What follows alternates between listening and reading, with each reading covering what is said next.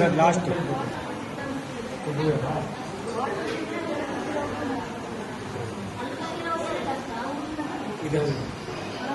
ಎಷ್ಟು ತಾವು ಕೇಕ್ ನಮ್ಮ ಭಾಗವತದ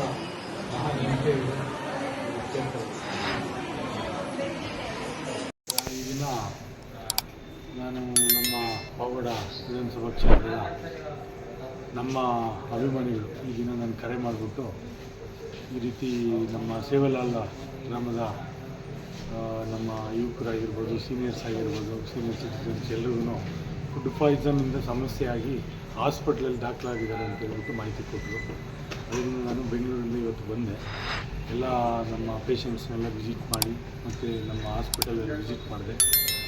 ಡಾಕ್ಟರ್ಸ್ ಹತ್ರನೂ ಸಹ ಮಾತಾಡಿದೆ. ಈಗ ಅವರು ಎಲ್ಲರೂ ಕೆಲವರು ಚೆನ್ನಾಗಿದ್ದಾರೆ, ಇನ್ನು ಕೆಲವ್ರನ್ನ ತುಮಕೂರು ಹಾಸ್ಪಿಟ್ಲಿಗೆ ಶಿಫ್ಟ್ ಮಾಡಿದಾರಂತೆ. ನಾನು ನಾಳೆ ಬೆಳಗ್ಗೆ ಅವ್ರ ಗ್ರಾಮಕ್ಕೆ ಹೋಗಿ ಯಾರು ಇಲ್ಲಿಂದ ಡಿಸ್ಚಾರ್ಜ್ ಆಗಿ ಹೋಗಿದ್ದಾರೆ ಅವನ್ನೆಲ್ಲ ಭೇಟಿ ಮಾಡೋದಕ್ಕೂ ಪ್ರಯತ್ನ ಮಾಡ್ತೀನಿ ಬೆಳಗ್ಗೆ.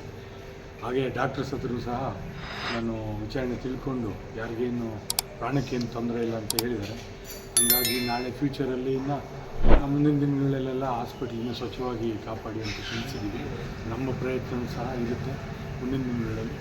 ಈ ಸಂದರ್ಭದಲ್ಲಿ ಯಾರ್ಯಾರು ಹಾಸ್ಪಿಟ್ಲಿಗೆ ಬಂದು ಗುಣಮುಖರಾಗಿ ಹೋಗಿದ್ದಾರೋ ಅವ್ರಿಗೆಲ್ರಿಗೂ ಒಳ್ಳೆಯದಾಗಲಿ, ಹಾಸ್ಪಿಟ್ಲಲ್ಲಿ ಇರೋರಿಗೂ ಸಹ ಬೇಗ ಗುಣಮುಖರಾಗಲಿ ಅಂತೇಳಿ ಈ ಸಂದರ್ಭ ತಿಳಿಸ್ತೀನಿ.